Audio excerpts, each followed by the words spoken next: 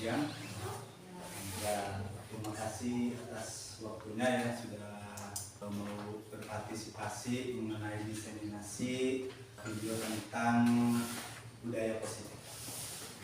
Karena saya akan membahas tentang menyebarkan pemahaman dan penerapan pembelajaran modul 1.4 budaya positif. Saya sebagai PGP Angkatan 9 Kabupaten Purwakarta Provinsi Jawa Barat, fasilitator Ibu Neng Mardiana MPD dan pengajar praktek Dr. Anda Rahmarini Saparini MPD. Ini akan membahas kurang lebihnya tentang budaya positif. Nah, sebelum kita memulai ya, ada yang mau berkenan membacakan doa?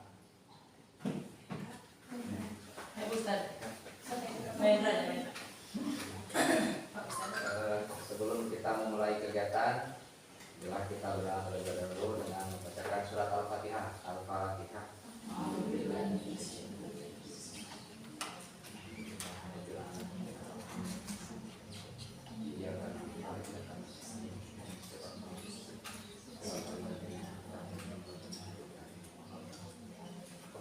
Terima kasih Pak Hendra ya atas memimpin doanya. Sebelum kita memulai, kita ya biasakan salam dan bahagia selalu untuk kita semua ya. Selamat datang Bapak Ibu guru hebat ya, SDN 23 Bukti. Mari belajar bersama, berkolaborasi, saling mendukung demi mewujudkan budaya positif di UPTGN SDN 25 Bukti kita tercinta.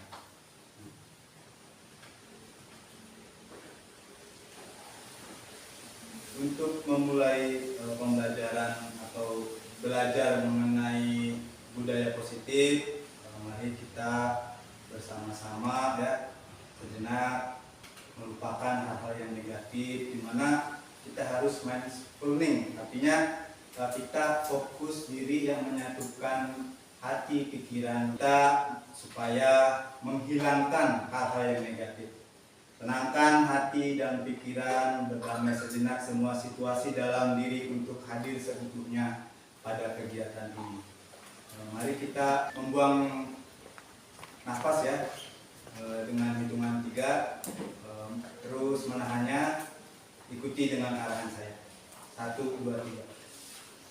Hirup, 2, tarik lagi, 2, tarik lagi, 2. Terima kasih.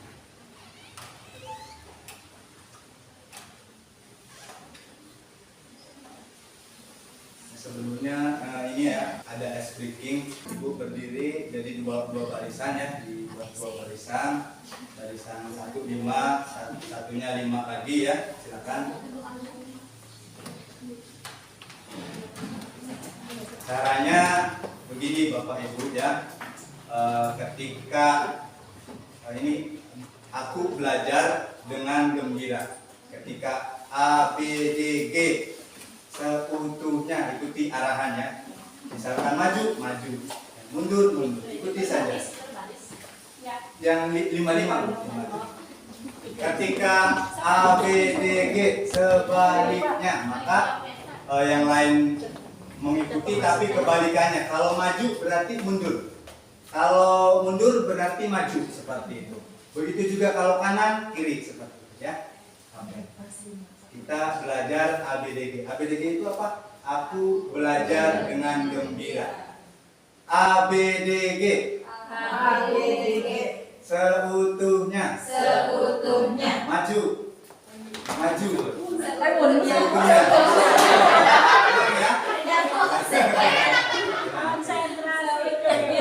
Konsentrasi. ABDG. ABDG. Seutuhnya. Seutuhnya. Maju. Mundur. Kanan. Kiri. Oke. Kembali ya. ABDG. ABDG. Sebaliknya. Sebaliknya. Kanan. Kiri. Maju.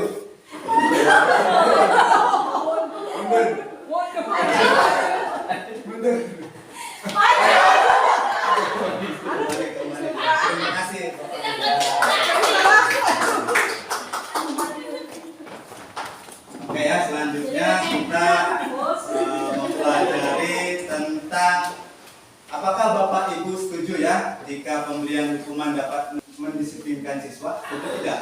Jika tidak ya, tidak setuju ya, karena hindarilah yang namanya hukuman. Nah, kalau misalkan pemberian hadiah meningkatkan prestasi siswa, setuju. Guru harus mampu memberi solusi untuk setiap siswa yang bermasalah. Setuju. Setuju ya, pasti setuju. Guru berperan sebagai teman bagi siswa. Kita akan gali lebih dalam lagi mengenai pertanyaan pemantik ini. Kita akan belajar tentang budaya positif ya. Dimana budaya positif itu mempunyai latar belakang peran seorang pemimpin. Pemimpin itu bukan hanya kepala sekolah, pemimpin pembelajaran ya, dimana dalam institusi menggerakkan dan memotivasi warga sekolah agar meyakini dan menerapkan visi atau nilai-nilai kebajikan. Dr. William Glasser ya pada teori kontrol menyatakan bahwa setiap perbuatan itu memiliki tujuan ya. Jadi kita itu setiap perbuatan salah itu pasti ada tujuan, ada maksudnya seperti itu. Kemudian dilanjutkan oleh Diane Gossen tahun 1998 mengemukakan bahwa dengan mengaitkan nilai-nilai kebajikan yang diyakini seseorang, maka motivasi intrinsiknya akan terbangun sehingga menggerakkan motivasi dari dalam untuk dapat mencapai tujuan mulia yang diinginkan. Hal tersebut berdampak pada karakter murid, tidak hanya terbentuk dari akademik atau intelektualnya, tetapi bisa dengan faktor lingkungannya juga. Artinya begini, kita belajar bagaimana bahwa kita kebanyakan ya memberikan kepada anak itu motivasi ekstrinsik ya. Kamu harus belajar, itu motivasi ekstrinsik. Kamu harus pintar. Artinya kita perlu ibaratnya menggarisbawahi bahwa pentingnya motivasi intrinsik ini ya, dimana muncul dari diri siswa, bukan dari kita, bukan dari motivasi kita. Artinya kita benar-benar dari motivasi siswa itu sendiri. Nah, kemudian sebelum kita mengenal lebih jauh budaya positif ya, makna budaya positif itu apa? Budaya positif di sekolah yaitu nilai-nilai dan kebiasaan-kebiasaan di sekolah yang berpihak pada peserta didik agar mereka dapat berkembang menjadi pribadi yang kritis, penuh hormat dan bertanggung jawab. Sehingga di lain waktu anak-anak itu sudah siap ya dengan tumbuh kembangnya, dengan berkarakter dan berbudi luhur. Baik, pada konsep budaya positif ini yang pertama adalah disiplin positif. Kedua, kebutuhan dasar manusia. Ketiga, posisi kontrol. Keempat, keyakinan sekolah atau kelas. Dan kelima, segitiga restitusi. Tujuan disiplin positif itu untuk apa sih? Tujuannya adalah menanamkan motivasi pada murid-murid kita agar menjadi sesuatu yang mereka inginkan dan menghargai diri sendiri dengan nilai-nilai yang mereka percayai, supaya apa? Terwujudnya profil pelajar Pancasila. Di sini sudah dijelaskan ada beriman dan bertakwa kepada Tuhan Yang Maha Esa, ya. Mandiri, berkebinekaan global, berpikir kritis, ya, bergotong royong dan kreatif. Sehingga ini semua tercipta dengan adanya pembelajaran atau paradigma yang baru ini. Perubahan paradigma ya, seiring waktu berjalan ya, kebutuhan siswa harus terpenuhi ya. Supaya apa? Karena pembelajaran itu harus berpihak pada murid. Filosofi pendidikan Ki Hajar Dewantara ya, semua anak terlahir dengan bakatnya masing-masing. Artinya anak-anak itu unik, bakatnya berbeda-beda ya. Ada yang senang musik, ada yang senang seni dan sebagainya seperti itu. Budi pekerti itu juga perlu ditanamkan. Terus tugas guru menuntun bakat tersebut agar anak itu supaya berprestasi, mempunyai kreativitas yang tinggi seperti itu, sehingga tumbuh dengan selamat dan bahagia. Itu tujuan dari pendidikan sekarang.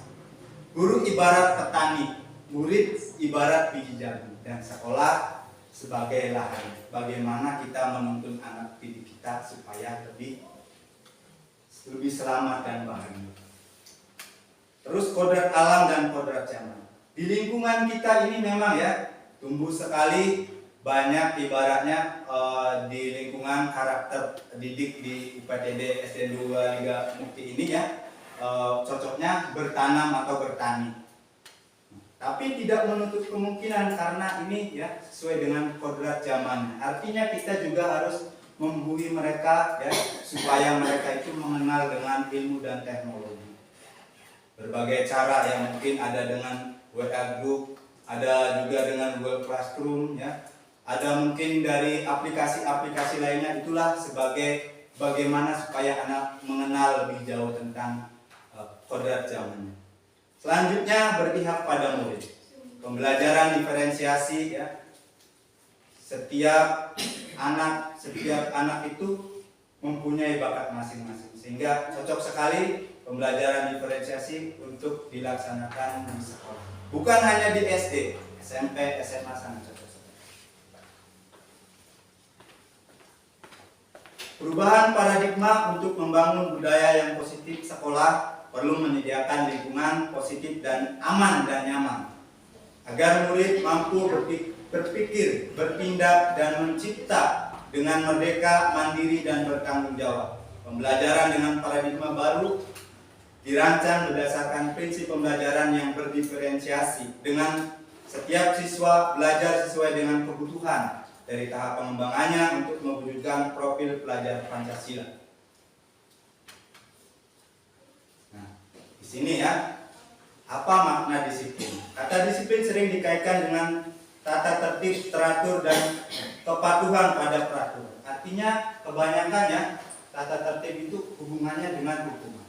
Apakah ini benar? Misalkan peraturan itu harus dengan hukuman. Ataukah peraturan itu dengan konsekuensi? Ataukah peraturan itu sesuai dengan keyakinan atau restitusi? Ya, kita akan gali lagi. Jadi alternatif terakhir dan kalau perlu tidak digunakan ya, yang namanya hukuman. Karena ini akan berimbas kepada anak itu selalu berontak dan menjadi pendengar. Disiplin positif di sini yaitu suatu tata tertib yang dapat mengatur tatanan kehidupan pribadi dan kelompok. Sedangkan nilai-nilai kebajikan adalah sifat positif manusia yang menerapkan tujuan mulia yang ingin dicapai setiap individu. Disiplin yang dimaksud adalah disiplin diri yang memiliki motivasi internal. Artinya disiplin itu bukan motivasi dari eksternal ya, dorongan dari kita, tapi muncul dengan sadar dari diri sendiri. Pertanggungjawaban atau verantwoording hak itulah selalu menjadi sisihannya. Hak atau kewajiban dari seseorang yang pegang kekuasaan atau pimpinan dalam umumnya, adapun artinya tidak lain ialah orang tadi harus mempertanggungjawabkan dirinya serta tertibnya, diri dari segala hak dan kewajibannya. Dihajar Dewantara tahun 2013 halaman 469. Nah, di sini ya ada teori motivasi perilaku manusia. Motivasi eksternalnya itu untuk menghindari ketidaknyamanan atau hukuman. Karena dia termotivasi, saya takut dihukum sama bapak guru, sama ibu guru, sama orang tua misalnya.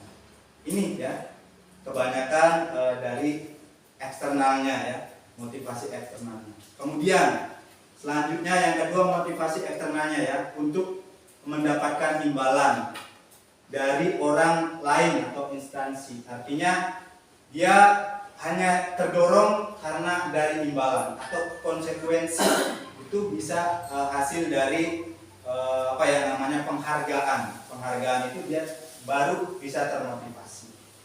Selanjutnya motivasi internal tujuan disiplin positif. Ini ya yang kita tuju adalah motivasi internal, di mana siswa itu menghargai diri sendiri menjadi insan sesuai harapan kita semua. Seperti itu. Konsep disiplin tadi dengan identitas gagal ya.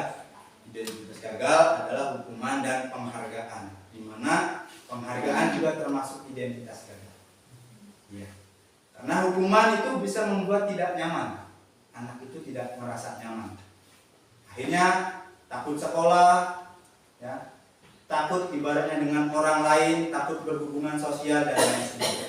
Murid menjadi takut, memaksa. Hukuman itu memaksa. Kamu harus melakukan ini, kalau tidak kamu ditambah hukuman. Itu memaksa ya ibaratnya. Murid menyembunyikan, takut. Jika ditanya orang tua bagaimana di sekolah, dia tidak akan bisa jawab. Dia hanya menyembunyikan saja. Terus merasa selalu bersalah. Kesalahan ini ya, murid jadi rendah diri, takut karena ketakutan tersebut. Terus penghargaan juga sama, merusak hubungan. Jadi kalau misalkan ada yang ibaratnya yang diberikan penghargaan, yang lainnya tidak, yang tidaknya ini ya, jadi merasa iri, akhirnya merusak hubungan tersebut. Mematikan kreativitas, sehingga dari penghargaan itu sulit ya untuk bisa berkembang. Bisa juga sebagai menghukum bahwa dirinya di ranking 1 di kelas 1. Ketika kelas 2 dia ranking 3. Kelas 3 dia tidak dapat ranking. Artinya dia merasa terhukum, terbebani ya, seperti itu. Terus tidak efektif. Memang penghargaan ini tidak efektif. Kenapa? Karena dari penghargaan ini banyak hal yang kita anggap tabu jadinya ya. Penghargaan itu kurang efektif. Sedangkan konsep disiplin dengan identitas sukses yaitu dengan restitusi, sehingga anak itu menjadi termotivasi intrinsiknya, berwawasan, dia tahu bagaimana cara solusikan dari dia tidak bisa menjadi bisa. Percaya dirinya sangat kuat, mandiri, ya, akhirnya mandiri karena termotivasi dari dalam diri, akhirnya mandiri, sehingga anak tersebut menjadi merdeka. Merdeka di sini bukan berarti merdeka segalanya, artinya pilihan, tentang pilihan. Jadi otonomi, pilihan otonomi. Apakah dengan dia melakukan sesuatu ini bisa dapat mengembangkan bakatnya, seperti itu. Nah, selanjutnya kebutuhan dasar manusia. Ada 5 kebutuhan dasar manusia. Yang pertama, kebutuhan untuk bertahan hidup atau survival. 2, cinta dan kasih sayang atau love and belonging. 3, kebebasan freedom. 4, kesenangan fun. Yang kelima, kekuasaan power. Kita akan bahas satu persatu mengenai kebutuhan dasar ini. Yang pertama, kebutuhan bertahan hidup atau survival ya. Kebutuhan bertahan hidup adalah kebutuhan bersifat fisiologis untuk bertahan hidup. Misalnya kesehatan, rumah dan makan. Kemudian ya, kalau kita lihat ya kebutuhan pada murid kita.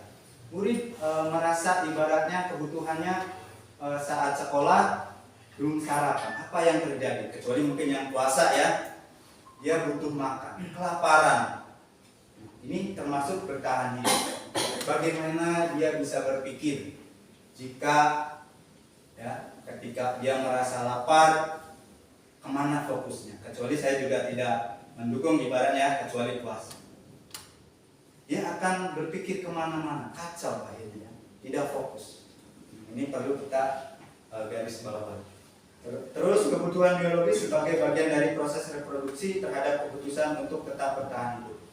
Begitu juga dengan aman. Aman juga termasuk bertahan hidup. Supaya kita aman, kita juga harus bertahan hidup. Jadi di sekolah itu istilahnya jangan ada bullying, ya. Jangan ada bullying seperti itu. Selanjutnya perasaan diterima dan kasih sayang. Kebutuhan untuk disayangi dan diterima meliputi kebutuhan akan hubungan dan koneksi sosial, kebutuhan untuk memberi dan menerima kasih sayang, dan kebutuhan untuk merasa menjadi bagian dari suatu kelompok. Kebutuhan ini juga meliputi keinginan untuk tetap terhubung dengan orang lain, seperti teman, keluarga, pasangan hidup, tempat kerja, binatang peliharaan, dan kelompok di mana kita bergabung. Artinya kebutuhan ini ya kita merasa butuh, kayak komunitas ini ya, kita saling membutuhkan satu sama lain. Ketika di kelas anak-anak ketika berkelompok mereka juga butuh. temannya itu saling aktif, saling berpendapat. Terus bukan hanya itu ya, anak yang cuek aja ingin dihargai sama temannya. Artinya kebutuhan diterima dan kasih sayang juga sangat penting. Kemudian kebebasan atau freedom. Kebutuhan untuk bebas adalah kebutuhan akan kemandirian, otonomi, memiliki pilihan dan mampu mengendalikan arah hidup seseorang. Anak-anak dengan kebutuhan kebebasan yang tinggi menginginkan pilihan, mereka perlu banyak bergerak, suka mencoba-coba, tidak terlalu berpengaruh orang lain dan senang mencoba hal baru dan menarik. Artinya kebutuhan kebebasan ini seperti saya tadi ya sampaikan, bukan bebas merdeka semerdeka-merdeka. Artinya mereka juga harus mempunyai pilihan, otonominya ya, sesuai bakat dan kemampuannya. Sehingga dia suka mencoba-coba, kreativitasnya ada dan lain sebagainya. Di sini digarisbawahi bahwa kebebasan itu bukan mutlak, tapi ada pilihan-pilihan. Terus yang selanjutnya, murid-murid dengan kebutuhan kesenangan. Kesenangan yang tinggi biasanya akan menikmati apa yang dilakukan. Mereka juga bisa berkonsentrasi tinggi saat mengerjakan hal yang senang. Mereka suka bermain, suka mengoleksi barang, suka bergurau, suka melucu, dan juga menggemaskan. Bahkan saat mereka bertingkah laku buruk, mereka masih terlihat lucu. Gosen juga berpendapat bahwa dari kesenangan itu kita ditambahkan dengan belajar. Artinya bermain sambil belajar. Jadi butuh yang namanya game, yang namanya yang membuat kita menjadi senang supaya tersenyum ya. Ini kebutuhan kesenangan ini sangat penting. Dimana kalau anak-anak sudah senang ya, pembelajaran bisa kondusif, pembelajaran bisa kreatif dan mempunyai daya nalar yang lebih tinggi karena dari dia merasa senang akan tergali mimpinya, termotivasi. Bukan hanya dari luar atau ekstrinsiknya maupun dari dalamnya, ini akan terbentuk dari kesenangan tersebut. Selanjutnya kekuasaan atau power. Di sini kekuasaan atau power itu bukan dia menjadi seorang raja, tapi kebutuhan ini berhubungan dengan kekuatan untuk mencapai suatu menjadi kompeten, menjadi terampil, diakui atas prestasi dan keterampilan, didengarkan dan memiliki rasa harga diri. Kebutuhan ini meliputi keinginan untuk dianggap berharga, bisa membuat perbedaan, bisa membuat pencapaian. Artinya kebutuhan kekuasaan ini dia ingin dihargai. Saya ranking 1 misalnya ya, saya harus dihargai, dihormati. Biasanya anak-anak yang seperti ini dia merasa ingin serba tahu. Kalau misalkan dia salah, dia akan merasa kecewa. Bagaimana cara kita memperlakukannya? Terus memberikan bahwa dia itu harus jadi pemimpin kelas. Jadi berdasarkan prestasi atau kompetensi. Ya, dari sini ada yang mau ditanyakan? Ya. Kalau tidak ada, kita lanjutkan. Lanjutnya, posisi kontrol seorang guru. Ada 5 ya. Ada penghukum, pembuat merasa bersalah, teman, pemantau, dan manajer. Yang pertama, penghukum. Seorang penghukum biasanya menggunakan hukuman fisik maupun verbal. Orang-orang yang menjalankan posisi penghukum senantiasa mengatakan bahwa sekolah memerlukan sistem atau alat yang dapat lebih menekan murid-murid lebih dalam lagi. Guru-guru yang menerapkan posisi penghukum akan berkata, patuhi aturan saya atau awas, kamu selalu saja salah. Nah, ini biasanya ya lebih lantang ya. Terus juga berikat pinggang ya, biasanya sambil begini ya. Terus juga sambil menunjuk-nunjuk, kamu itu ya, kamu udah malas, kenapa masih dilakukan lagi? Seperti ini penghukum. Hasilnya juga anak akan merasa berontak ya, tidak mau diperlakukan seperti itu. Kemudian pembuat merasa bersalah. Pada posisi ini biasanya guru akan bersuara lebih lembut ya. Tapi dari kelembutnya ini ya, dia menggunakan keheningan ya. Keheningannya itu merasa supaya murid itu tidak merasa nyaman, bersalah atau merasa rendah diri. Dimana dari kata-kata yang keluar dengan lembut ini akan seperti, ibu sangat kecewa sekali dengan kamu. Ini membuat anak itu menjadi merasa rendah diri. Saya itu salah berarti itu. Berapa kali Bapak harus memberi kamu ya? Gimana coba kalau orang tua kamu tahu kamu berbuat begini? Anak disuruh ibaratnya merasa bersalah ya, sehingga dia tuh ibaratnya ini malah lebih parah dari penghukum ya. Dari merasa bersalah ini dia akan terekam ya. Berbeda ketika dihukum hanya sementara. Kalau ini ya, pembuat merasa bersalah ini akan terekam. Bisa saja sampai sepanjang hidupnya. Pada gurunya dia tidak suka dan lain sebagainya. Kemudian selanjutnya adalah teman. Tadi ya, teman ya. Guru itu sebagai teman, benar tidak? Guru pada posisi ini tidak akan menyakiti murid, namun akan tetap berupaya mengontrol ya murid melalui persuasi. Persuasi itu motivasi, dorongan ya, seperti itu persuasi. Posisi teman pada guru bisa negatif ataupun positif.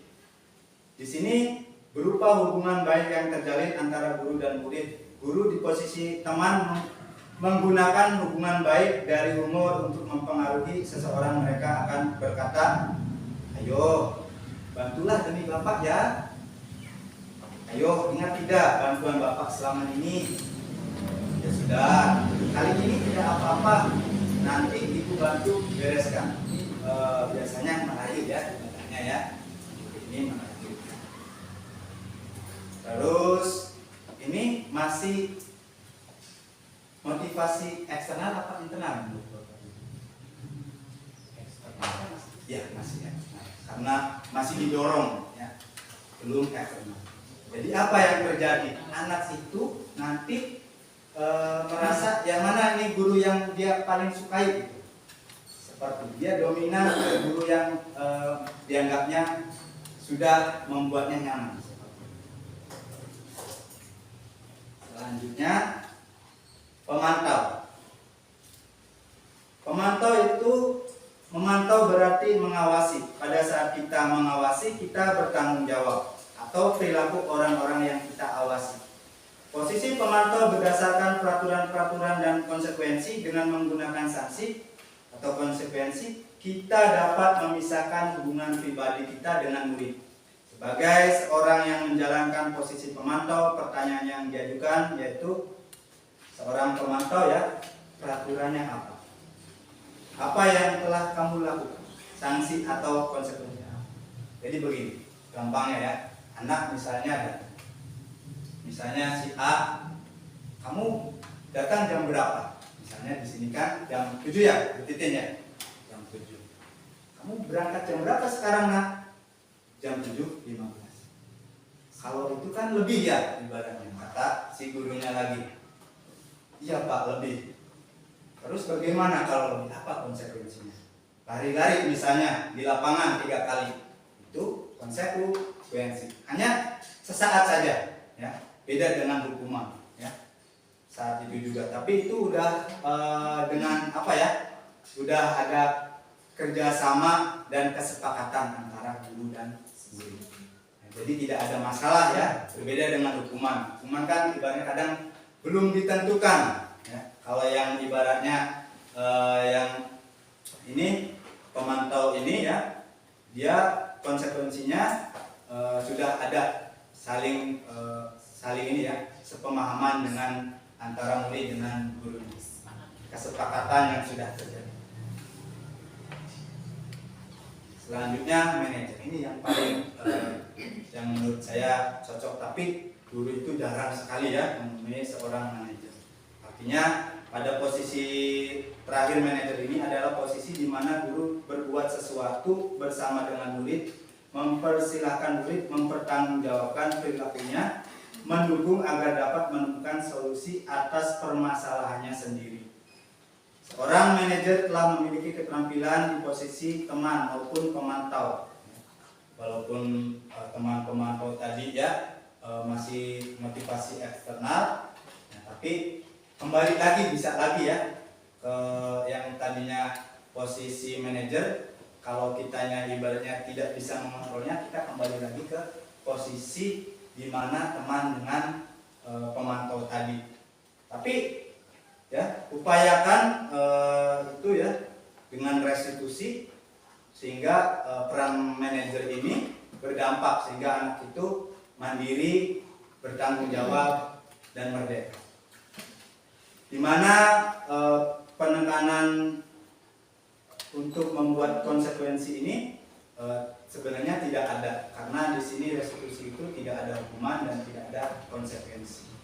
Dia memberikan pertanyaan-pertanyaan pemantik dengan keyakinan kelas dan bagaimana anak tersebut supaya mengerti dan memahami, kemudian memberikan solusi bagi dirinya sendiri.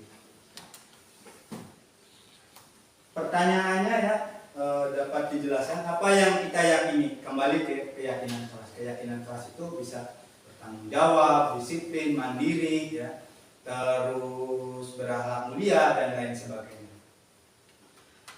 Apakah kamu meyakininya? Jika kamu meyakininya, apakah kamu berada untuk memperbaikinya? Jika kamu memperbaiki ini, hal ini menunjukkan apakah tentang dirimu. Apa rencana kamu untuk memperbaiki hal ini? Contohnya misalnya anak itu terlambat ya. Terus apa keyakinan kelas? Keyakinan kelasnya misalnya disiplin ya. Disiplin waktu. Terus bagaimana cara memperbaikinya? Anak akan memperbaikinya sendiri. Ya, dengan misalnya bangun lebih awal, jangan suka begadang dan lain sebagainya. Dia akan termotivasi sendiri. Artinya dia bisa mengontrol dirinya sendiri. Nah, ini sudah ada ya motivasi eksternal.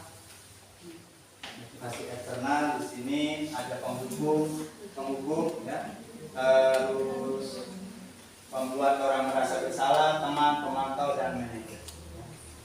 Dimana dari motivasi eksternal di sini semua ya, motivasi eksternal ada pendukung, membuat orang merasa bersalah, teman, pemantau dan manajer. Cuman yang internal itu cuma hanya di manajer. Tapi identitas gagal itu pada penghukum dan pembuat orang merasa bersalah. Untuk identitas berhasil atau sukses itu antara teman, pemantau dan manajer. Cuman bedanya antara teman dan pemantau ini ya, dia itu masih motivasinya eksternal bukan internal. Sehingga guru berbuat menghardik, menunjuk, menyakiti, menyindir itu adalah bagian dari menghukum. Untuk pembuat orang merasa bersalah bisa dengan berceramah, menunjukkan kekecewaan, mendalam dan lain sebagainya. Teman membuatkan alasan-alasan untuk murid-muridnya ya. Terus pemantau menghitung dan mengukur. Manajer mengajukan pertanyaan-pertanyaan. Guru berkata ya, kalau kamu tidak melakukannya, saya akan hukum kamu misalnya dengan apa? Kalau pembuat orang bersalah, ketika guru bertanya, kamu sudah mengecewakan bapak, ibu. Jadi anak itu merasa bersalah. Kemudian tentang teman, lakukan untuk bapak ibu ya, sudah nanti bapak ibu bantu bereskan. Jadi ini seolah-olah berteman. Tapi ketika gurunya itu tidak memberikan pelayanan terbaik, maka anak tersebut merasa akan tidak terpuaskan. Akhirnya apa? Anak itu merasa kecewa. Terus pemantau, apa peraturannya, apa konsekuensinya, apa yang telah kamu lakukan, apa yang terjadi sekarang. Nah ini untuk guru berkatanya ya. Terus pada manajer, apa yang kita yakini, apa kamu meyakini hal tersebut. Kalau kamu meyakininya, kamulah untuk memperbaikinya. Kalau kami memperbaikinya, jadi kira-kira hal tersebut akan menggambarkan apa tentang dirimu. Hasilnya ya, pada penghukum yaitu anak menjadi pemberontak, pendendam, menyalahkan orang lain yang bisa lebih lagi bahkan seperti itu. Kalau untuk membuat orang merasa bersalah, dia akan menyembunyikan perasaannya, ya, menyangkal dan selalu berbohong. Untuk hasilnya dari ketergantungan dengan gurunya, ya. Dia suka misalkan guru A, dia akan tergantung, ya, sampai kelas 2, 3, 4, 5 misalnya, dia lebih suka ke guru itu, dia akan seperti itu. Untuk pemantau hasilnya, ya, menyesuaikan bila diawasi. Ya kalau tidak diawasi, ya udah tinggal pergi, ya. Dia bisa ibaratnya ada konsekuensi di situ kalau diawasi. Kalau tidak diawasi, udah tinggalkan. Terus untuk manajer hasilnya menguatkan karakternya. Nah, dari sini kemudian murid berkata, ya, saya tidak peduli, ya, pada penghukum, ya. Apapun yang dihukum saya tidak peduli, ya.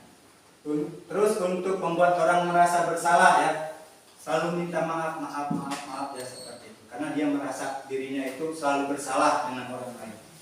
Terus untuk teman, saya pikir Bapak Ibu teman saya, ternyata bukan. Ini bagaimana, ya, perasaannya.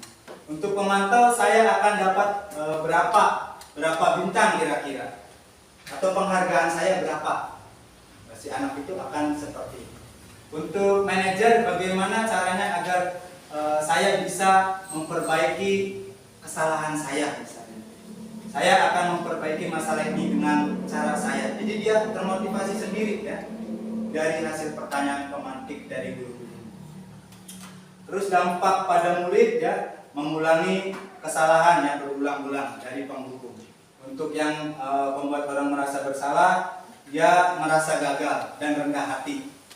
Untuk teman tergantung, ya, dengan gurunya tersebut.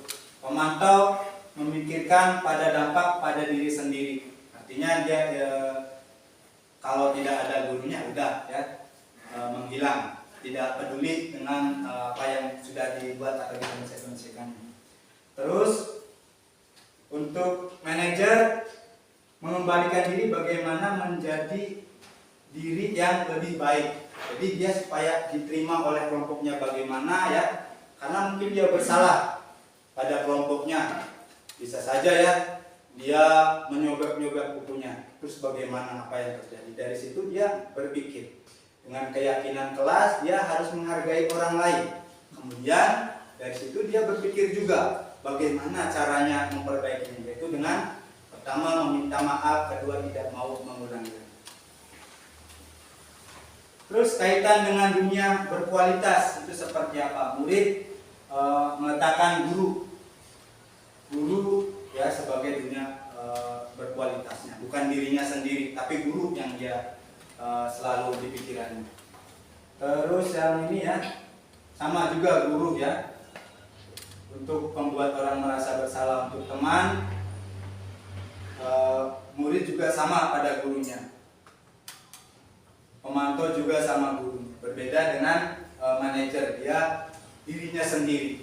Jadi gambaran tentang dunia berkualitas itu adalah seperti gambar, ibaratnya seperti potret, hanya beberapa saja, ya.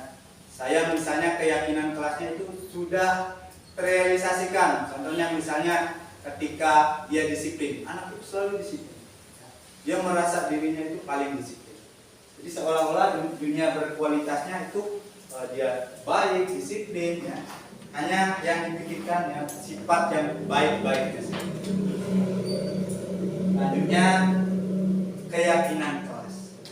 Keyakinan kelas ini di sini, ya, mengenai keselamatan dan kesehatan. Jadi penting, ya, ibaratnya tentang keselamatan dan kesehatan. Ya.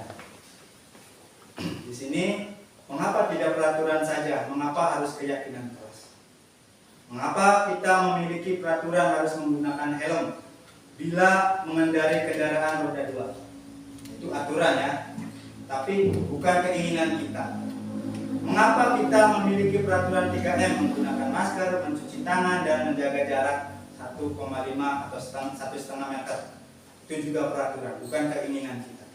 Mengapa kita memiliki peraturan harus datang tepat waktu pada saat mengikuti pelatihan? Nah, itu peraturan, bukan keinginan kita. Untuk mendukung motivasi intrinsik ini ya, tadi itu hanya motivasi ekstrinsik ya, dari aturan tersebut, karena bisa saja aturan tersebut dampaknya pada hukum dan konsekuensi seperti itu. Kembali ke nilai-nilai keyakinan, lebih menggerakkan seseorang dibandingkan mengikuti serangkaian peraturan. Di sini ya, perbedaan hukuman dan konsekuensi. Hukuman sesuatu yang menyakitkan harus terjadi, sedangkan pada konsekuensi sesuatu harus yang terjadi. Hukuman membuat anak sakit ya, fisiknya ya maupun hati untuk jangka lama. Konsekuensi membuat anak merasa tidak nyaman dalam jangka waktu pendek. Hukuman anak membenci kedisiplinan dan paksaan. Anak-anak menghargai disiplin, stimulus tanggapan. Hukuman mendorong anak menyakiti diri sendiri, sedangkan pada konsekuensi mendorong anak agar mudah menyelesaikan diri. Hukuman anak belajar untuk menyembunyikan kesalahan. Pada konsekuensi anak belajar untuk mematuhi peraturan. Hukuman konsep diri yang buruk. Konsekuensi konsep diri yang baik. Hukuman marah, rasa bersalah, dipermalukan, merasa tak dihargai ya. Konsekuensi kehilangan hak, dibuat tidak nyaman, diasingkan untuk sementara dan lain-lain. Itulah mengenai perbedaan hukuman dan konsekuensi. Nah sekarang ya, ini ada pertanyaan. Kalau misalnya ya, Bapak Ibu boleh menjawab ya, boleh menjawab. Mencatat 100 kali di dalam buku kalimat, saya tidak terlambat lagi karena terlambat ke sekolah. Hukuman atau konsekuensi? Hukuman.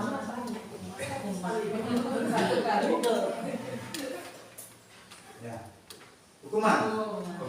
Oke. 1 hukuman. Lari mengelilingi lapangan basket 2 kali karena terlambat hadir di sekolah. Hukuman atau konsekuensi? Konsekuensi. Murid diminta push up 15 kali karena tidak terlihat.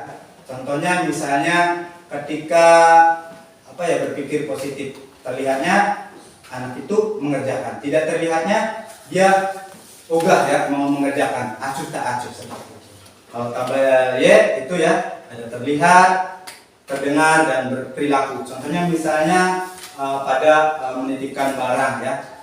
Menitipkan barang itu misalnya pada terlihat anak tersebut ya menjaga dengan baik barang tersebut.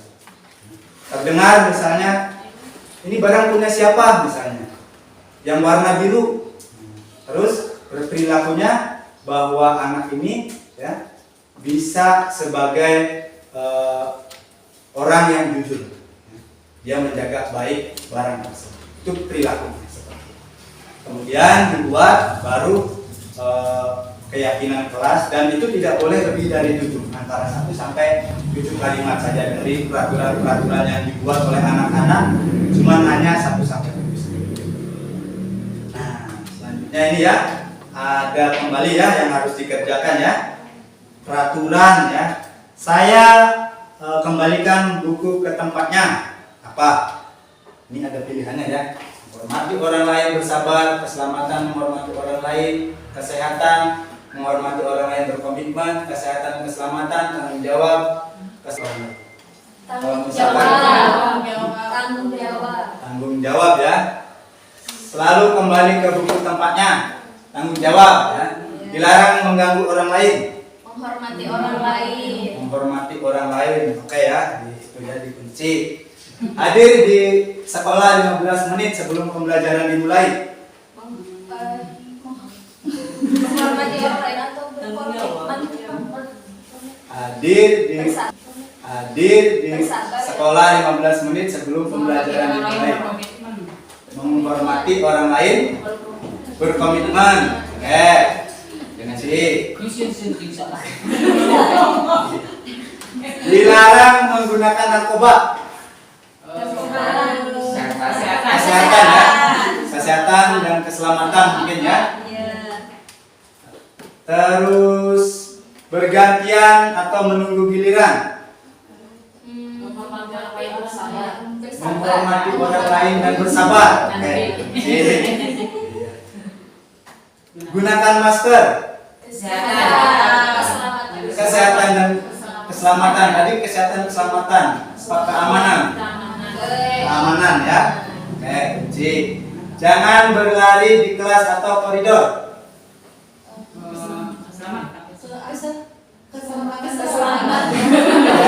Benar sekali ya, sudah ya. Ini ya hasilnya ya, biar tidak ini ya. Nah ini, selalu kembalikan buku ke tempatnya. Jawab ya. Terus dilarang mengganggu orang lain. Orang lain hadir di sekitar 15 menit sebelum pembelajaran dimulai. Menghormati orang lain dan dilarang melakukan kekerasan. Keselamatan menghormati orang lain. Dilarang menggunakan narkoba. Kesehatan ternyata ya. Narkoba ini. Bergantian atau menunggu giliran. Tentang disiplin ketika masuk ya. Jadi menghormati orang lain dan bersabar ya. Jangan merebut ya. Terus gunakan masker. Kesehatan dan keselamatan. Jangan berlari di kelas atau koridor.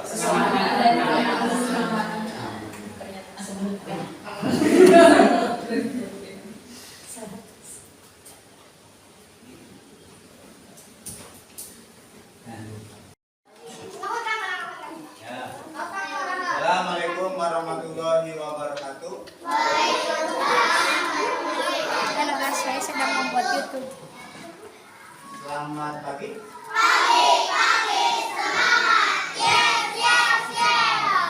Selamat semua.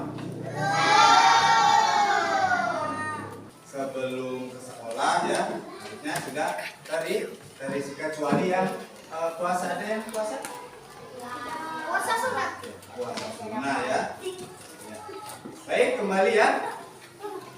Sekarang coba lihat apa yang kalian terlihat di depan. Yang membuat keyakinan. Pernah belum? Dari kelas 1, kelas 2 pernah? Nah, Pernah. Oke. Peraturan kelas apa keyakinan kelas? peraturan. Peraturan kelas ya. Karena peraturan dan keyakinan kelas ini sesuatu yang berbeda ya. Sesuatu yang Berbeda. berbeda. Adapun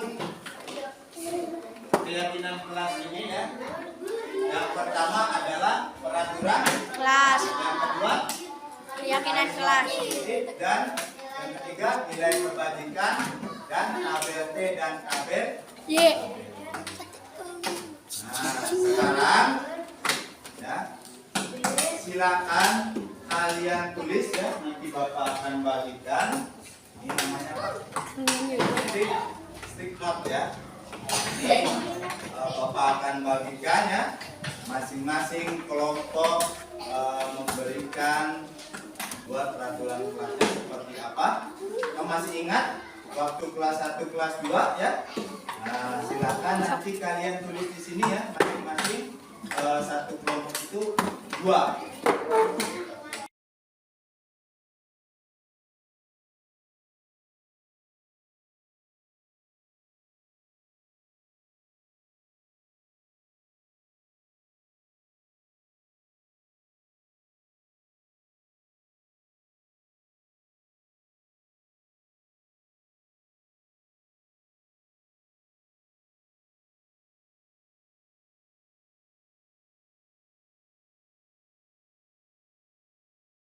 Nah, ada peraturan kelasnya. Pertama tadi ada selalu tepat waktu, atribut seragam lengkap, 5S, senyum, sapa, salam, sopan dan santun. 4, selesaikan semua tugas dengan baik ya. Tugas dengan baik ini mungkin ya maksudnya ya. Dengan baik. Jaga kebersihan kelas, selalu lakukan terbaik, berdoa sebelum dan sesudah kegiatan, keluar dan masuk toilet meminta izin dulu ya. Sebelum masuk ruang kelas berbaris, yang terakhir saat bertanya angkat tangan terlebih dahulu. Baik, ini peraturan kelasnya sudah kalian buat ya? Sepakat? Sepakat? Sepakat.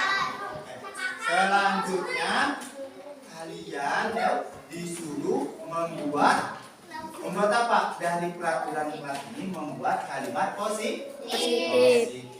Dapat dipahami? Paham? Oke ya. Sekarang Bapak akan bagikan lagi, kalian tulis ya seperti tadi ya.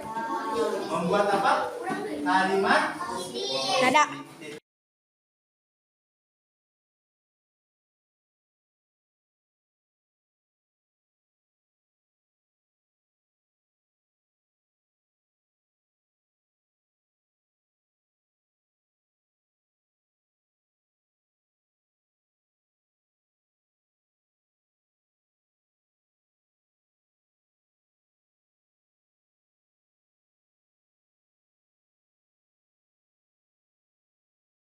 Nah, ini kalimat positifnya ya.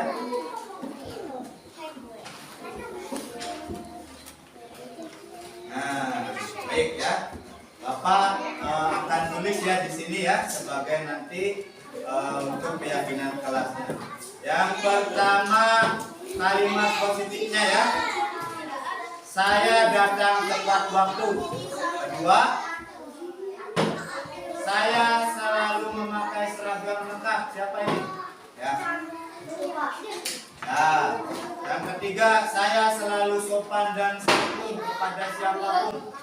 Nah, yang keempat, saya selalu mengerjakan tugas dengan penuh tanggung jawab. Yang kelima, saya selalu membuang sampah pada tempatnya. Yang keenam, saya menjaga nama baik sekolah. Hebat ini ya. 7. Saya menjalankan sesuai ajaran agama. 8. Saya akan meminta izin ketika ke toilet. Ya. 9. Saya bersedia dengan tertib dan teratur. 10. Saya selalu angkat tangan sebelum bertanya. Itu kalimat positif yang kalian buat. Nah, selanjutnya Bapak minta ya dari kalimat positif ini ya. Kalian ya dari ini Bapak memberikan contoh ya tentang nilai-nilai kebajikan mengenai profil pelajar Pancasila. Yang pertama yaitu beriman dan bertakwa kepada Tuhan Yang Maha Esa dan berakhlak mulia. Yang kedua apa? Mandiri. Yang ketiga bernalar kritis ya. Yang keempat berkebinekaan global. Yang kelima bergotong Royong. Yang keenam kreatif. Nah, dari sini ada tidak yang kalian ketahui ya? Saya datang tepat waktu, nilainya apa? Kalau yang tadi mana kelompok 1 ya. Kelompok 1 silakan nilai apa, nilai kebajikan apa ya. Kalau kalimat positifnya saya datang tepat waktu, apa nilainya? Hah? Tidak apa-apa, salah juga ya. Apa? Nilainya apa? Disiplin. Benar disiplin? Ya, yang kedua, saya selalu memakai seragam lengkap. Mandiri ya, mandiri yang benar, mandiri dan Disiplin. kerapian. Nah, silakan yang kelompok 2. Kelompok 2 mana? Ya. Kelompok 2 pilih nomor apa saja?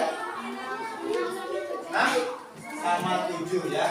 Saya menjaga nama baik sekolah. Apa nilai kebajikannya? Hah? Kedisiplinan. Apalagi? Ya. Terus yang ke-7, saya menjalankan sesuai ajaran agama.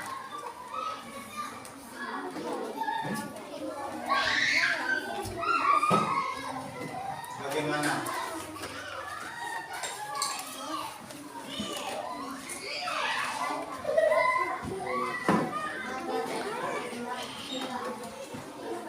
menjaga nama baik sekolah. Berarti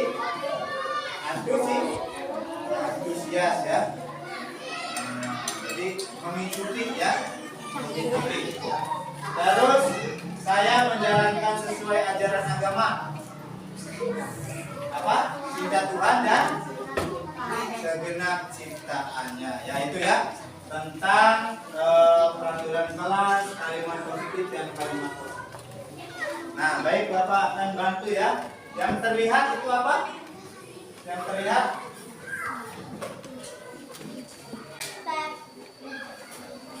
tentang tepat Waktu. ya.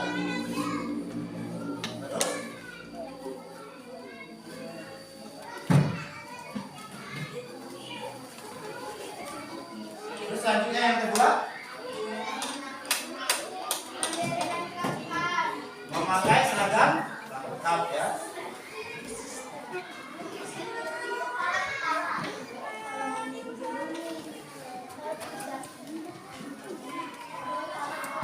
Ya, jadi jangkung. Selanjutnya sopan dan Santun. berbicara sopan ya yang terlihat. Berbicara sopan. Nah. Terus apa lagi? Mengerjakan tugas ya.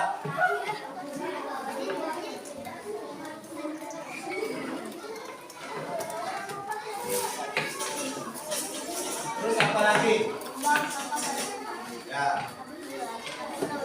Membuang sampah pada tempatnya.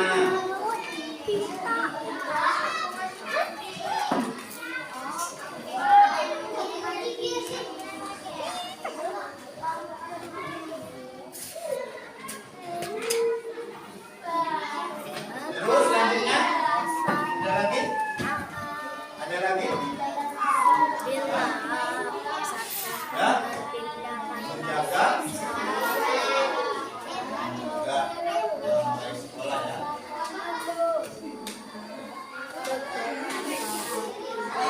Tambah cinta. Selanjutnya izin ketika ke toilet ya. Izin ketika ke toilet. Terus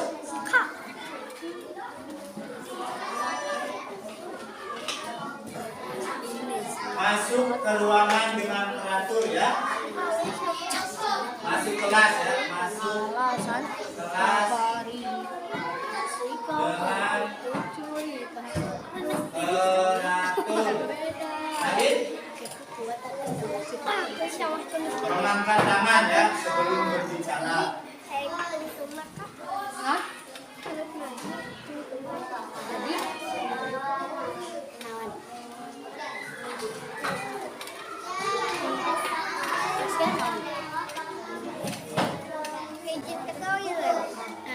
Terus selanjutnya yang tidak terlihatnya apa? Kalau datang tepat waktu kebalikannya berarti apa? Tidak tepat waktu ya, tidak tepat waktu. Tidak disiplin. Tidak disiplin. Tidak lengkap seragamnya ya. Boleh. Tidak lengkap.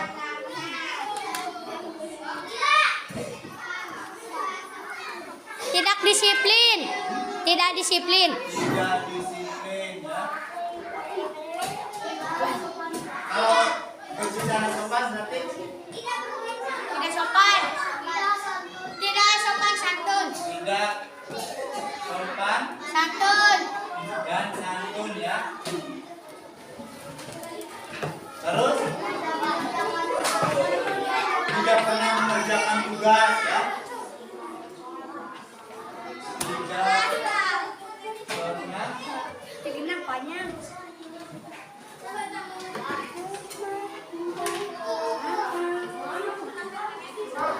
terus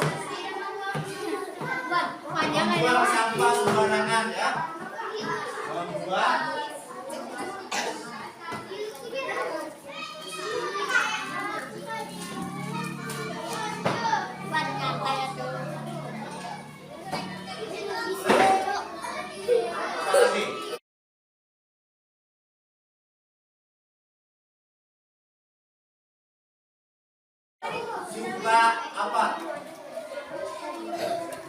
suka mengumbar atau suka selanjutnya apa?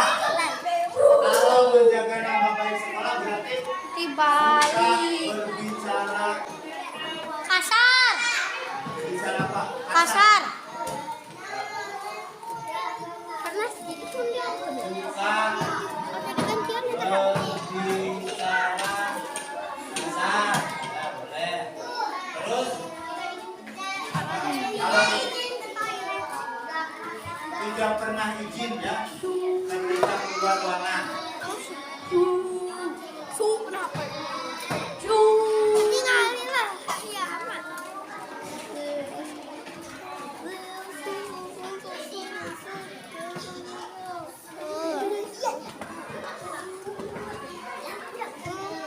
Terus selanjutnya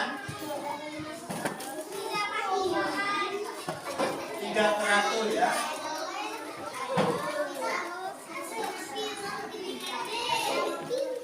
Terus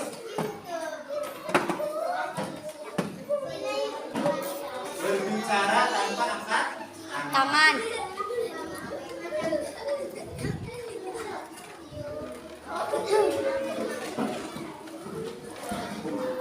Kakak video dan kamu Nah, ini terdengarnya bagaimana kalau datang tempat kamu? Terlihatnya tadi apa? Ya. Datang.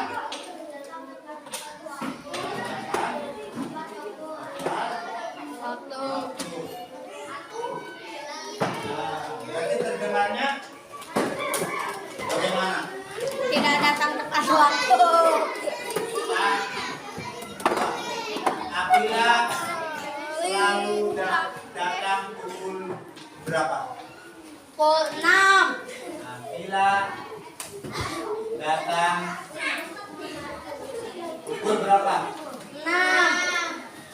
06.00 WIB. Nah, itu artinya disiplin. Waktu pintar ya. Disiplin. Enggak. Enggak. Mungkin itu ya. Silakan kembali duduk. Kembali duduk. Kembali duduk ya. Jadi ini ya kalimat positif ini nanti kita akan buat keyakinan kelas ya. Boleh kita tepuk tangan buat diri kita sendiri? Sudah, sudah cukup. Terima kasih ya atas waktunya tadi. Kita sudah membuat peraturan kelas. Kedua apa lagi? Membuat kalimat positif ya. Terus dari kalimat positif ya kalian bisa tahu nilai kebajikan ya. Di antaranya adalah nilai profil pelajar Pancasila ada di sini ya. Nah, kemudian kalian bisa mengikuti tabel T ya. Ada terlihat, tidak terlihat, dan tabel Y terdengar dan terlihat berperilaku seperti itu ya. Mungkin itu saja yang perlu Bapak sampaikan. Nanti keyakinan kelasnya ya kita tempelkan bersama-sama ya. Nah, silakan kalian buat ya. Tadi itu ditulis bersama anak-anak keyakinan kelas. Ini tabel E dan tabel Y-nya, terus keyakinan kelasnya jadi 5. Sehingga ini ya setelah direvisi keyakinan kelasnya pada kelas 3 SD ya di PTDNS Mulia Mukti, di mana anak itu senang belajar berakhlak mulia yang pertama. Ini yang berkarakter ya, berakhlak mulia itu ya. Kemudian yang kedua selalu bertanggung jawab. Yang ketiga disiplin terhadap diri sendiri. Yang keempat mampu kolaboratif dan mandiri. Yang kelima menghormati orang lain. Ini ya sebagai acuan untuk keyakinan kelasnya. Ini yang nilai-nilai kebajikannya ya. Ada berakhlak mulia, bertanggung jawab, terus disiplin, kolaboratif dan mandiri, terus menghormati orang lain. Menghormati. Selanjutnya segitiga restitusi, di mana Segitiga restitusi adalah suatu proses dialog yang dijalankan oleh guru atau orang tua agar dapat menghasilkan murid yang mandiri dan bertanggung jawab. Nah, di sini ada segitiga ya, bukan segitiga yang tepung itu ya. Segitiga cakra ya. Yang pertama adalah menstabilkan identitas. Yang kedua, validasi tindakan yang salah. Yang ketiga, menanyakan keyakinan. Di mana menstabilkan identitas, misalnya kamu tentu punya alasan mengapa melakukan itu. Jadi identitas gagal supaya menjadi identitas berhasil. Terus validasi tindakan yang salah. Adakah cara yang lebih efektif untuk mendapatkan apa yang kamu butuhkan? Itu validasi tindakan yang salah ya. Terus mengenai meyakinkan keyakinan kelas apa yang telah kita sepakati tadi yang 5 itu ya. Bisa dijadikan sebagai acuan untuk keyakinan kelasnya. Kamu ingin menjadi orang yang seperti apa? Setelah tahu nih keyakinan kelasnya ya, jadi dia terus ditanya-tanya, dicerca ya. Tapi jangan sampai mengkritiknya ya. Kalau mengkritiknya berarti kembali lagi ke awalnya. Jadi supaya dia sendiri yang membuka motivasi intrinsiknya, supaya dia lebih memahami bahwa dia salah, dia akan melakukan kebajikan yang lebih baik lagi sehingga karakternya lebih kuat. Nah, di sini ada lagi nih ya, pertanyaan ya. Saya kecewa sekali dengan kamu. Kira-kira penghukum, membuat rasa bersalah, teman, pemantau atau manajer? Saya kecewa sekali dengan kamu. Membuat rasa bersalah. Oke, dikunci ya. Kamu tidak pernah benar melakukannya. Penghukum. Oke, dikunci penghukum. Yang ketiga, ayolah lakukan demi ibu bapak. Teman ya, tadi kan sudah ya, ini ada ya. Apakah kamu mau mendapatkan stiker bintang hari ini? Mantap. Bagaimana kamu bisa menyelesaikan masalah ini? Manajer ya, sudah lebih baik ya bahasanya ya. Kamu selalu yang paling terakhir.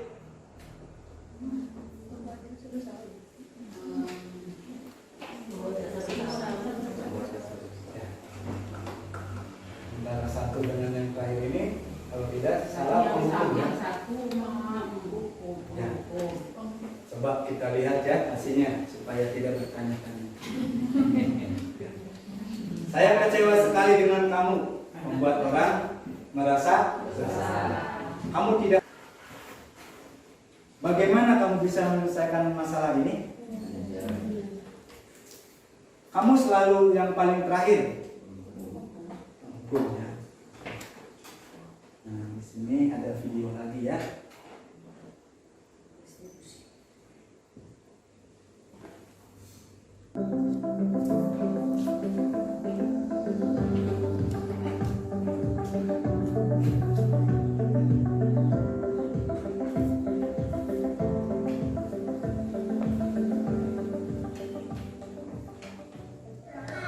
Waalaikumsalam. Bukan saja ya. Laporan dari kecelakaan. Kamu harus berhenti dengan aktif. Coba ceritakan.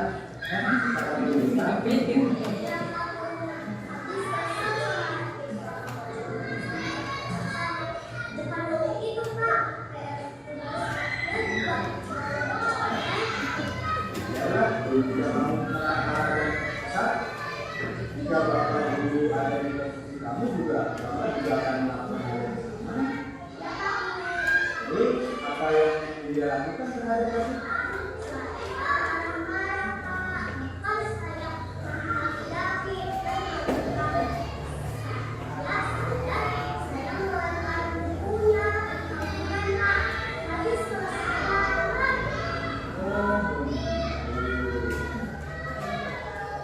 Kamu ibaratnya tidak tersebut ya, tapi ada alasannya.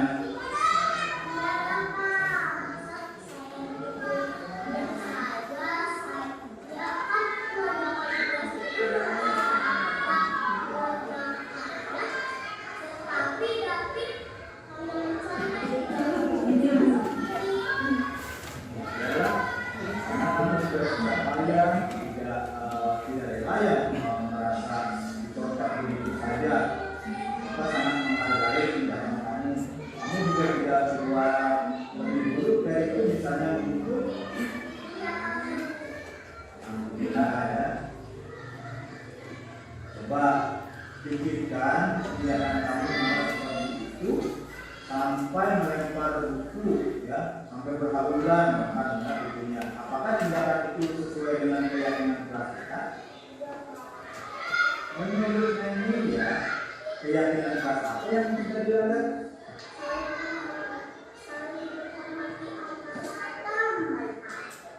Nah, betul ya. Menurut apa? Kamu menghormati antar teman, tapi tidak untuk dia. Baik, jika menurut kamu penting, ya, jadi keyakinan yang harus kamu lakukan pada saat sedang makan. Kamu bersedia tidak memperbaiki masalah ini? Bersedia, Pak. Yang kamu perbaiki untuk masalah ini dia.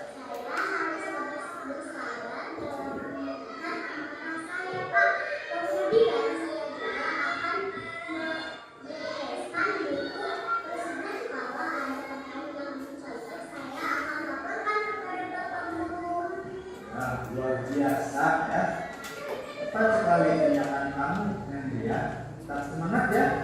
Sekarang silakan kembali ke kelas. Terima kasih, Pak. Ya, sama-sama. Silakan.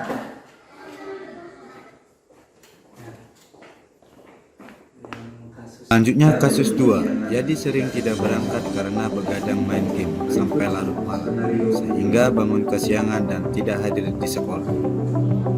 Berikut skenario videonya.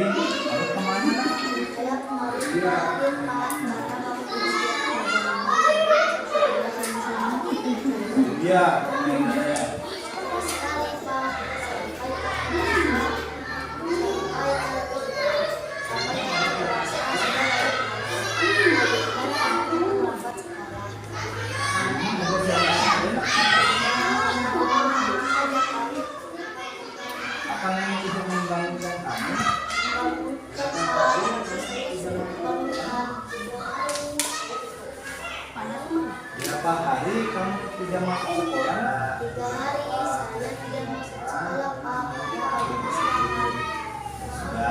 Sudah apa? Ya, semua orang pernah melakukan hal tersebut.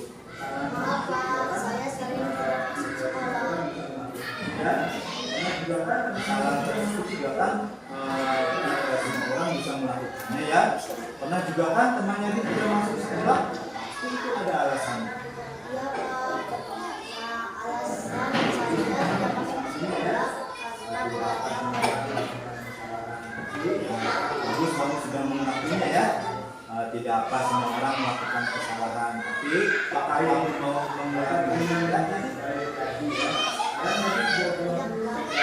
Baik, dapat imannya baik Yadi ya. Sekarang Yadi sudah bagus, sudah datang sekolah ya tepat waktu, sekarang merasa Nah, sekarang Yadi dengan semangat belajar di sekolah yang ini, jika tidak pernah hadir atau malas-malasan, tindakan tersebut melanggar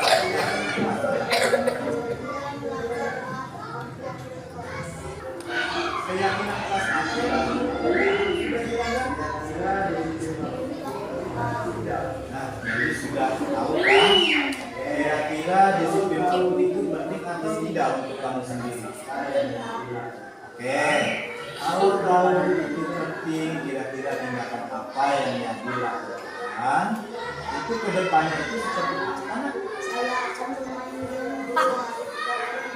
Kemudian menjadikan alarm dan lebih awal, Pak. Supaya apa ya melakukan hal tersebut? Supaya lebih Jadi kalau kamu tidak pagi dan berangkat ke sekolah. wah hebat ya. Jadi kalau kamu tidak memperbaikinya, kamu mau jadi orang seperti apa? Saya akan menjadi orang yang silakan. Oke, baiklah kalau seperti itu sekarang jadi silakan berkumpul dengan kelompoknya lagi ya. Ya Pak, terima kasih. Mengenai kasus yang pertama tentang Hilya, yang kedua tentang Yadi tersebut. Dari paparan tadi ya, dari awal sampai akhir ada yang mau ditanyakan?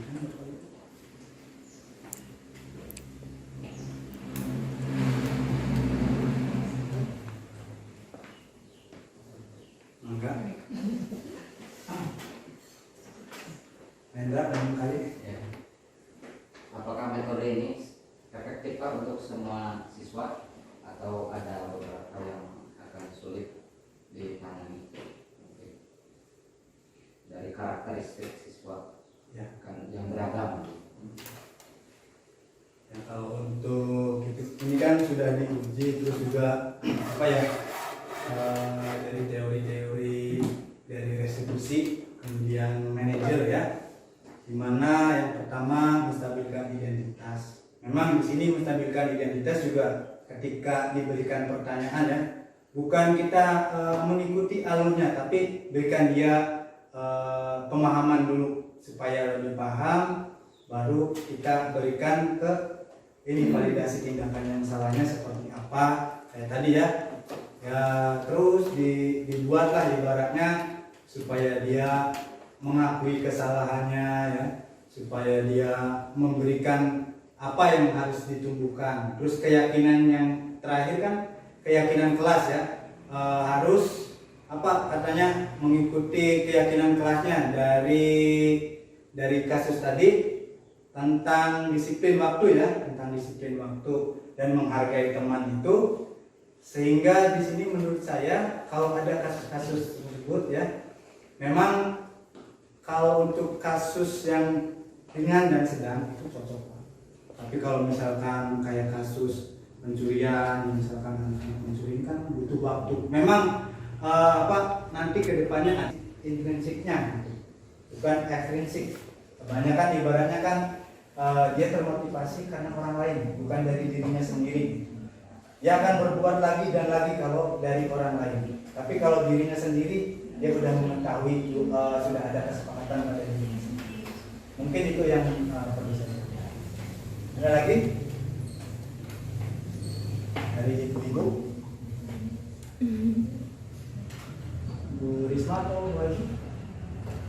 Kalau tidak ada, apa mau ini tanggapannya video? Tanggapan siswa. Kita ambil sisi positifnya aja.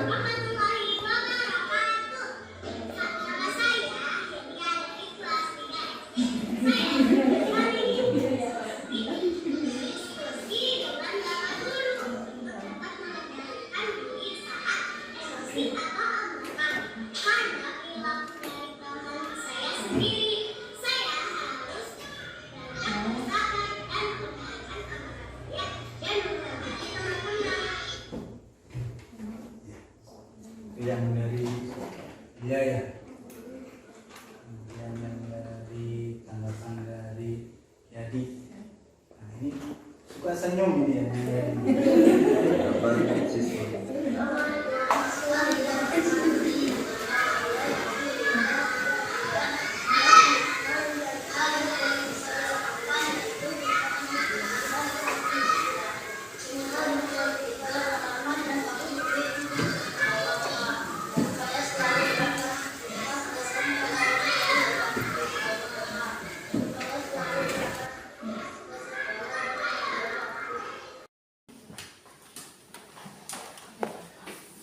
Tarik benang merah dari 5W. Misalnya paham itu ya apa 5W itu what's where, what's when,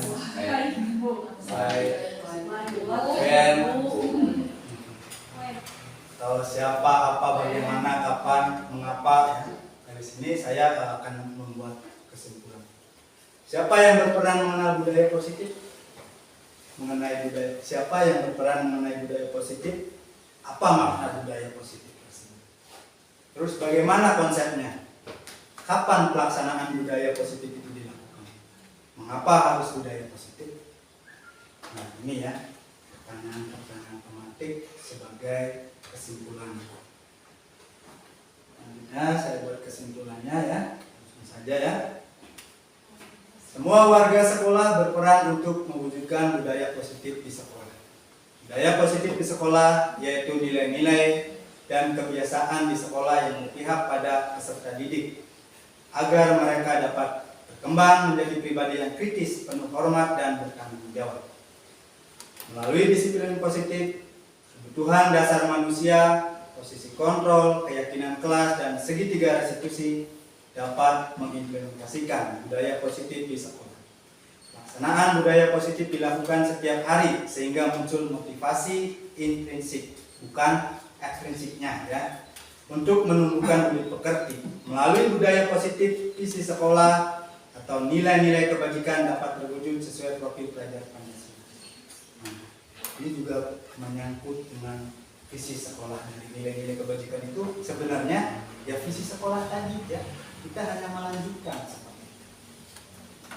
Yang saya di sini akan jelaskan adalah kebutuhan dasar manusia, karena dari kebutuhan dasar manusia tersebut sudah meliputi ada kebutuhan dasar manusia untuk bertahan hidup, kemudian kebutuhan akan cinta dan kasih sayang, kebutuhan kebebasan, kebutuhan kesenangan atau fun, dan kebutuhan kekuasaan atau power yang harus dimiliki oleh setiap anak.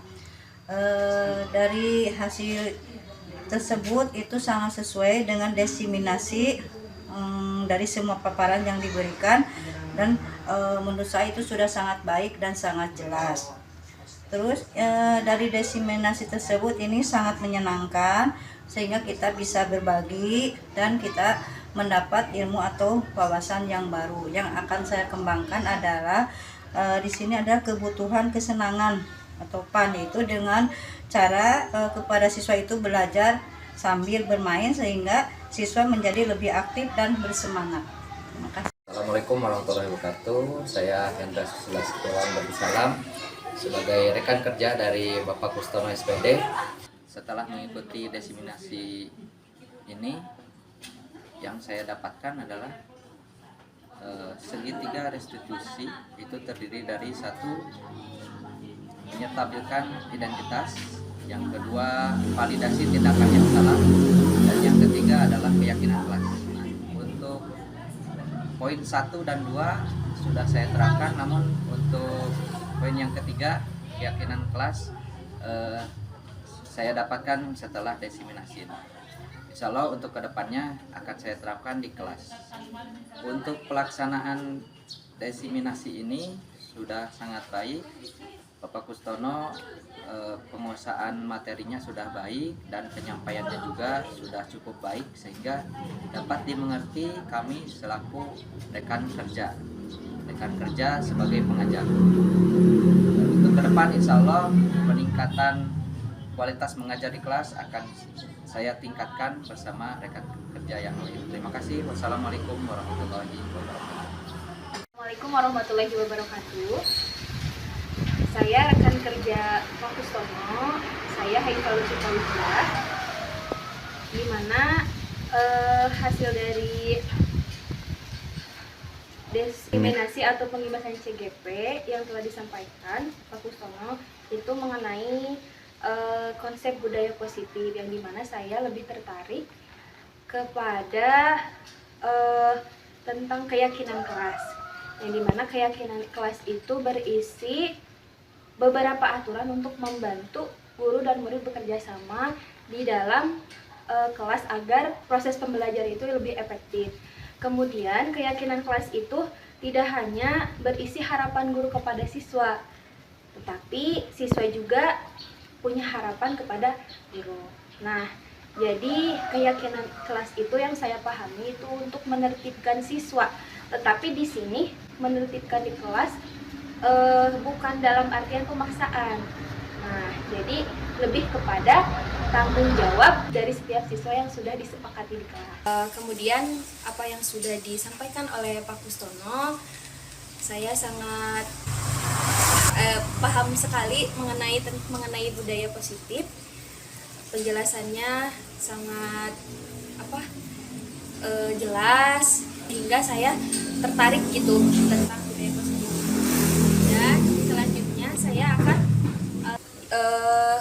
nanti saya akan mengenalkan keyakinan kelas kepada peserta didik, kemudian menyusun keyakinan kelas peserta didik. Nah, kemudian nanti membiasakannya atau menerapkannya dalam proses pembelajaran.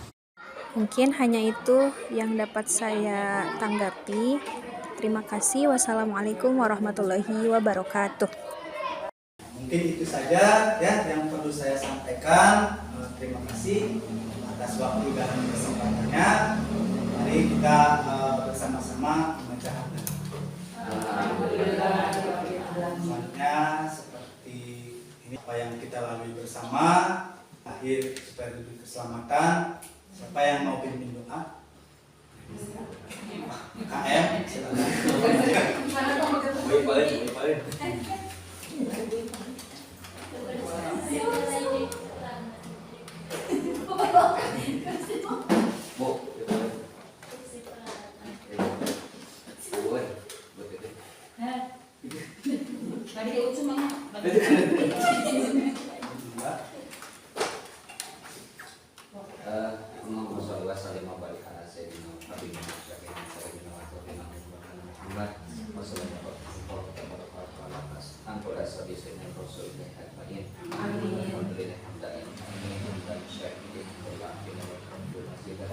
Ya Rabbana lakal hamdu kama yanbaghi li jalali karim wa li Allahumma sholli ala sayyidina Muhammad wa fil qulubi wa dawaiha wa afiyat al-abadi wa shifaiha wa nurul absari wa hidayatiha wa ala alihi wa sahbihi wa sallam. Rabbana atina fid dunya hasanah wa fil akhirati hasanah wa qina adzabannar. Subhana rabbika rabbil izzati amma yasifun.